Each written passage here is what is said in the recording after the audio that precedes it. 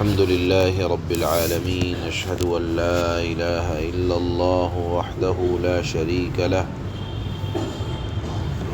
وأشهد أن سيدنا ومولانا محمدا عبده ورسوله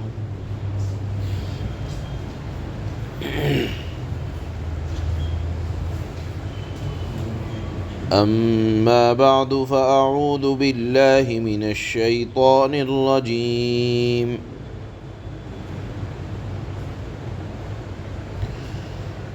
بسم الله الرحمن الرحيم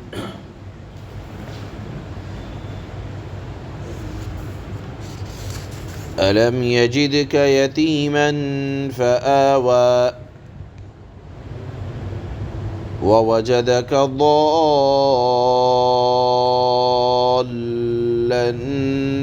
فهدى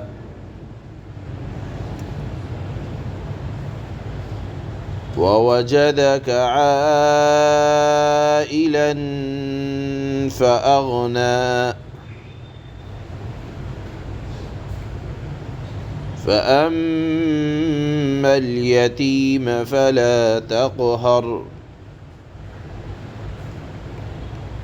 وأما السائل فلا تنهر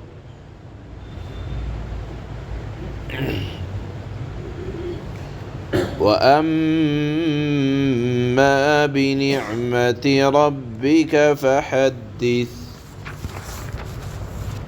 صدق الله مولانا العلي العظيم۔ اللہ نے اس سورت کے شروع سے اگر اس سورت کا خلاصہ کیا جائے تو قسم کھا کر ارشاد فرمایا کہ اللہ آپ سے اے نبی علیہ الصلاۃ والسلام نہ تو ناراض ہیں اور نہ آپ سے اللہ نے نہ تو ناراضگی کی وجہ سے وحی کے سلسلے کو بند فرمایا اور نہ کوئی اور بات ہے۔ اسی صورت کے اندر اللہ نے ارشاد فرمایا شروع میں کہ آپ کے حال سے بہتر آپ کا مستقبل ہے، موجودہ زمانے سے بہتر ہے آپ کا آنے والا زمانہ۔ اللہ نے یہ بھی ارشاد فرمایا کہ اللہ آپ کو اتنا عطا فرمائیں گے کہ آپ خوش ہو جائیں گے۔ یہ مضمون سورۃ الضحیٰ کے شروع میں اللہ نے بیان فرمایا۔ اب آج کی ان آیات میں اللہ نے اسی مضمون کو ذرا اور کھولا ہے اور فرمایا کہ دیکھیے آپ کا ہر آنے والا لمحہ گزشتہ لمحے سے بہت بہتر ہے، اور اللہ کی عنایتیں آپ کے اوپر بچپن ہی سے ہیں۔ کس طرح سے کہ اللہ کے نبی صلی اللہ علیہ وسلم حضرت آمنہ کے پیٹ ہی میں تھے کہ آپ دیکھیں حضرت عبداللہ جو اللہ کے نبی کے والد ہیں ان کا انتقال ہو گیا۔ اب انتقال ہو گیا تو اس کے بعد اللہ نے دادا عبد المطلب کی توجہ کو اس قدر حضرت آمنہ کی طرف اس بات کو لے کر کہ ان کے ہاں ولادت ہونے والی ہے بے انتہا کرا دیا، اور جیسے ہی ولادت ہوئی تو لکھا ہے کہ حضرت عبد المطلب جو اللہ کے نبی کے دادا تھے وہ بڑے نازاں و فرحاں ہوئے کہ اللہ نے ان کو ان کے گھر اتنا پیارا بچہ عطا فرمایا۔ وہ فخر فرمایا کرتے تھے۔ اللہ کی عنایت ایسی کہ دادا کے دل میں اتنی محبت پوتے کی ڈال دی۔ لکھا ہے روایتوں میں کہ حضرت عبد المطلب اپنی اولاد کو پیچھے کر دیا کرتے تھے، لیکن ہر معاملے میں اللہ کے نبی صلی اللہ علیہ وسلم کی کفالت میں آگے رہتے تھے۔ اللہ کی مرضی دیکھیں کہ 6 سال کے اللہ کے نبی صلی اللہ علیہ وسلم ہوئے تو حضرت آمنہ کی بھی وفات ہو گئی، لیکن وہی مسئلہ کہ دادا نے آپ کی پرورش کی، آپ کی طرف اللہ نے دادا کے دل کو اتنا متوجہ کر دیا کہ اپنی حقیقی اولاد کو بھی بھول جایا کرتے تھے حضرت عبد المطلب۔ لیکن اللہ کا کرنا کہ دادا بھی 8 سال کی عمر جب اللہ کے نبی کی ہوئی، دادا محترم نے بھی وفات پائی۔ اس کے بعد اللہ نے چچا حضرت ابو طالب جو حضرت علی رضی اللہ تعالی عنہ کے والد ہیں، انہوں نے اپنی ساری زندگی آپ کی نصرت اور آپ کی حمایت میں لگا دی۔ تو اللہ نے فرمایا الم یجدک یتیما فآویٰ، کسی یتیم کو ایسا ٹھکانہ نہیں ملا ہوگا جیسا ٹھکانہ میرے اور آپ کے سردار جناب رسول اللہ صلی اللہ علیہ وسلم کو عطا ہوا۔ گویا کہ یتیمی میں بھی اللہ نے عظمتوں کا تاج اپنے حبیب صلی اللہ علیہ وسلم کے سر پر سجایا۔ تو اللہ نے اپنی نعمتوں ہی کا ذکر فرمایا کہ الم یجدک یتیما فآویٰ، آپ دیکھ لیں کہ آپ کے حال سے آپ کا مستقبل کتنا بہتر ہوتا چلا جا رہا ہے۔ آزمائشیں آئیں، لیکن ہر آنے والا دن گزشتہ دن سے بہتر رہا۔ پھر اس کے بعد اللہ نے فرمایا وَوَجَدَكَ ضَالًّا فَهَدَىٰ، آپ کے دل میں ایمانی حرارت تھی، آپ جوں بڑے ہو رہے تھے، آپ کے دل میں اللہ کی محبت تھی، آپ کے ارد گرد کا ماحول مشرکانہ تھا، آپ پہاڑوں میں غاروں میں جا کر اللہ کی عبادت کیا کرتے تھے۔ اللہ سے محبت انتہا درجے کی تھی، لیکن اصول نہیں معلوم تھے، اس کی تفصیل نہیں معلوم تھی۔ اللہ نے فرمایا وَوَجَدَكَ ضَالًّا فَهَدَىٰ، اللہ تعالیٰ نے آپ کو بے خبر پایا۔ دیکھیے ضال کا ترجمہ ایک تو آتا ہے گمراہ کے، لیکن ایک معنی آتے ہیں بے خبر ہونا، ناواقف ہونا۔ یہاں ضال کا مطلب بے خبر ہونا، یعنی ایمان کی جو تفصیل اللہ نے قرآن میں نازل فرمائی ہے یا شریعت مطہرہ کی تفصیل جو اللہ نے قرآن میں بیان فرمائی ہے، اللہ کے نبی صلی اللہ علیہ وسلم قرآن کے نازل ہونے سے پہلے نہ تو ایمان کی وہ تفاصیل جو اللہ نے قرآن میں بیان فرمائی ہے آپ کو معلوم نہیں تھی۔ قرآن میں اللہ نے فرمایا، سورہ شورى کی ایک آیت ہے کہ ما کنت تدری ما الکتاب ولا الایمان، قرآن نازل ہونے سے پہلے آپ کو قرآن یا ایمان کیا چیز ہے اس کا تفصیلی علم نہیں تھا۔ یہاں ضال جو اللہ نے لفظ استعمال کیا ہے وہ ہے ناواقف، بے خبر، گویا کہ شریعت مطہرہ کے جزئی مسائل سے آپ بے خبر تھے۔ فہدا، تو اللہ نے آپ کو راستہ بتلایا۔ ایک مطلب تو اس آیت کا یہ ہے، دوسرا مطلب یہ ہے کہ اللہ کے نبی صلی اللہ علیہ وسلم اپنے بچپن کے زمانے میں کبھی اگر راستہ چلتے ہوئے کوئی راہ بھول جایا کرتے تھے تو اللہ ہی حضرت جبرائیل امین کے واسطے سے آپ کو سیدھی راہ بتلایا کرتے تھے۔ بہرحال اللہ نے اپنا انعام ذکر فرمایا کہ اللہ نے آپ کو اگر کسی مسئلے میں بے خبر پایا تو رہنمائی اللہ نے آپ کی۔ چنانچہ روایتوں میں آتا ہے کہ آپ علیہ السلام نبوت ملنے سے پہلے بھی نماز پڑھا کرتے تھے، لیکن رکعتوں کی تعداد یہ شریعت مطہرہ کے قرآن کے نازل ہونے کے بعد متعین ہوئی۔ اسی طرح سے آپ نماز تو پڑھتے تھے لیکن ہاتھ پاؤں دھو لیا کرتے تھے، چہرہ دھو لیا کرتے تھے۔ وضو کا اور غسل کے شرعی آداب، شرعی طریقہ اللہ کے نبی صلی اللہ علیہ وسلم کے اوپر بعد میں نازل ہوا۔ اسی سارے مضمون کی طرف اللہ نے ایک جملے میں اشارہ فرمایا کہ آپ کو بے خبر پایا سو آپ کو راستہ دکھلا دیا۔ اس کے بعد فرمایا اور انعامات اللہ نے کیسے کیسے فرمائے کہ وَوَجَدَكَ عَائِلًا فَأَغْنَى، اللہ تعالیٰ نے آپ کو نادار پایا سو مالدار بنا دیا۔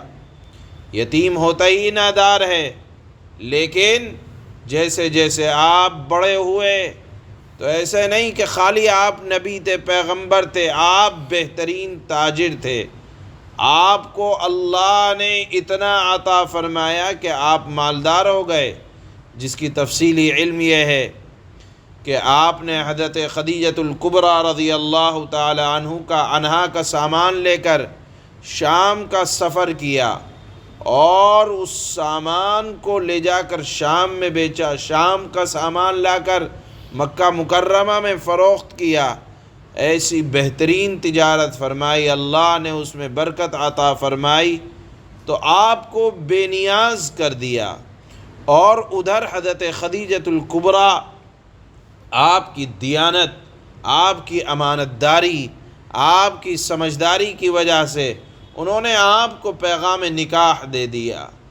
حضرت خدیجۃ الکبریٰ رضی اللہ تعالی عنہا سے مکہ والے بھی شادی کرنا چاہتے تھے، لیکن اللہ کے نبی صلی اللہ علیہ وسلم کے اندر آپ نے وہ خوبیاں دیکھیں کہ خود اللہ کے نبی صلی اللہ علیہ وسلم سے پیغام نکاح بھیجا، آپ نے اس کو قبول فرمایا، حضرت ابو طالب نے نکاح پڑھایا اور اس کا خطبہ دیا۔ بہرحال آپ بے نیاز ہو گئے، آپ کو ضرورت ہی نہیں رہی۔ اسی کو اللہ نے بیان فرمایا وَوَجَدَكَ عَائِلًا فَأَغْنَى، اللہ نے آپ کو نادار پایا، کمزور پایا سو مالدار بنا دیا۔ اب یہ تین انعامات کہ یتیم تھے ٹھکانہ دیا، آپ بے خبر تھے اللہ نے ہدایت دی، غریب تھے اللہ نے مالدار بنا دیا، گویا کہ حال سے بہتر آپ کا مستقبل ہوتا چلا گیا۔ تو اب آپ کے اوپر تین ذمہ داری ہے، کیا کیا؟ فَأَمَّا الْيَتِيمَ فَلَا تَقْهَرْ، بس ان انعامات کے نتیجے میں اللہ نے تین حکم دیے۔ لکھا ہے کہ پہلا خطاب اگرچہ آپ کو ہے لیکن آپ کے واسطے پوری امت کو ہے، کیا کہ یتیم پر کبھی سختی نہ کیجیے گا، کبھی یتیم کو زبان سے جھڑکنا، سخت بات کہنا اور مارنا پیٹنا، اس کے مال میں خیانت کرنا، اس کے حال پر ذرا رحم نہ کھانا، یہ بھی یتیم کے ساتھ قہر ہے۔ اللہ نے فرمایا کہ اے نبی صلی اللہ علیہ وسلم خصوصاً یتیموں، بیواؤں، ضعیفوں پر زیادتی نہ کرنا۔ اور دیکھیے، ایک ہے زیادتی نہ کرنا، ایک یہ ہے کہ ان کو نقصان نہ پہنچانا، اور ایک یہ ہے کہ فائدہ نہ کرنا۔ اللہ نے ایک ہی جملہ استعمال فرمایا کہ دیکھو نقصان نہ پہنچانا، لیکن اس کا مطلب یہ نہیں ہے کہ فائدہ نہ کیا جائے، بلکہ اس کو ترقی، گرے ہوئوں کو اٹھانا، یہ ہمارے اور آپ کے نبی صلی اللہ علیہ وسلم نے اپنی زندگی کا مشن بنایا تھا۔ جو کمزور تھے آپ ان کو سہارا دیا کرتے تھے اسی آیت کے نتیجے میں۔ پھر فرمایا کہ وَأَمَّا السَّائِلَ فَلَا تَنْهَرْ، کہ جب کوئی سائل آپ کے پاس آئے، کوئی ٹوٹا ہوا دل کا آئے تو آپ اس کو جھڑکنا نہیں۔ اور پھر فرمایا تیسرا حکم اللہ نے بیان فرمایا کہ وَأَمَّا بِنِعْمَةِ رَبِّكَ فَحَدِّثْ، آپ اپنے رب کی نعمت کا تذکرہ کرتے رہیے، اور تذکرہ کرنے کے ساتھ ساتھ آپ اپنے رب کی تعریف کیجئے، اس کو بیان کیجئے، اور نعمت کا ذکر یہ فخر کے طور پر نہ ہو بلکہ شکر کے طور پر ہو، جس کو تحدیث نعمت کہا جاتا ہے کہ ہمارے اللہ نے ہمارے اوپر یہ انعامات یہ احسانات کیے، اس طرح کیا، اس کو بیان کریں اور شکر بیان کرنے کے انداز میں بیان کریں۔ اب یہاں سے قرآن کریم کی جتنی صورتیں آخر تک آئیں گی، ان صورتوں کے بارے میں حضرت امام بیہقی اور حضرت امام حاکم رحمہم اللہ نے ایک حدیث بیان کی ہے جو مرفوعاً اللہ کے نبی سے منقول ہے۔ فرمایا اللہ کے نبی نے کہ سورۃ الضحیٰ سے آخر تک ہر سورت کے ختم پر اللہ اکبر کہو، اس لیے کہ بعض علماء نے اس کی وجہ یہ ذکر کی ہے کہ کچھ ہی عرصے وحی رکنے کے بعد جب سورۃ الضحیٰ نازل ہوئی تو آپ صلی اللہ علیہ وسلم نے خوش ہو کر اللہ اکبر فرمایا، اور پھر آپ نے دیکھا ہوگا ہر خوشی کے موقع پر دل سے اللہ کی بڑائی نکلتی ہے، چونکہ آپ کو اس سورت کے نازل ہونے سے پہلے لوگ طعنہ دے رہے تھے کہ دیکھو وحی کا سلسلہ بند ہو گیا، تمہارا اللہ تم سے ناراض ہو گیا، تمہیں چھوڑ دیا۔ اور اس صورت میں اللہ نے بیان فرمایا قسم کھا کر کہ نہ تو اللہ ناراض ہوا نہ اللہ نے آپ کو چھوڑا۔ جب یہ صورت نازل ہو گئی اللہ کے نبی صلی اللہ علیہ وسلم نے زور سے اللہ اکبر کا نعرہ بلند فرمایا۔ اس مضمون پر اللہ نے اس صورت کو مکمل بیان فرما دیا کہ جب بھی آپ کوئی اپنے اوپر کوئی نعمت دیکھیں اس کو لوگوں میں بیان کریں، فخر کے طور پر نہیں بلکہ شکر کے طور پر بیان کریں۔ چنانچہ اللہ فرماتے ہیں أَلَمْ يَجِدْكَ يَتِيمًا فَآوَى وَوَجَدَكَ ضَالًّا فَهَدَى وَوَجَدَكَ عَائِلًا فَأَغْنَى۔ اے نبی صلی اللہ علیہ وسلم، چونکہ ایک بات فرمائی تھی کہ اللہ تمہیں اتنا دے گا کہ تم خوش ہو جاؤ گے، اس بات کو ثابت کرنے کے لیے کہ تمہارا مستقبل تمہارے حال سے بہت بہتر ہوتا چلا جا رہا ہے، اس کو دنیاوی زندگی میں بتلانے کے لیے اللہ نے فرمایا کہ اے نبی کیا اس نے تمہیں یتیم نہیں پایا تھا پھر تمہیں ٹھکانہ دے دیا؟ ورنہ یتیموں کو کون عزت دیتا ہے، لیکن اللہ نے ایسے یتیم کو یتیمی کا تاج عطا فرمایا، عظمتوں کا تاج۔ چنانچہ فرماتے ہیں وَوَجَدَكَ ضَالًّا فَهَدَى، اور تمہیں راستے سے ناواقف پایا تو راستہ دکھا دیا۔ دونوں معنی مراد ہو سکتے ہیں، شریعت سے مکمل شریعت سے ناواقف تھے، آپ کو اللہ نے تعلیم دی، ایک مطلب، اور دوسرا مطلب یہ ہے کہ راستے میں اگر آپ کہیں راستہ بھول جاتے تو اللہ ہی آپ کی رہنمائی فرمایا کرتے تھے۔ وَوَجَدَكَ عَائِلًا فَأَغْنَى، اور تمہیں نادار پایا، کمزور پایا تو غنی کر دیا۔ فَأَمَّا الْيَتِيمَ فَلَا تَقْهَرْ۔ اب یہ 3 احسانات کیے تو اب آپ کی 3 ذمہ داری ہے۔ کیا؟ اب جو یتیم ہے آپ اس پر سختی مت کرنا۔ وَأَمَّا السَّائِلَ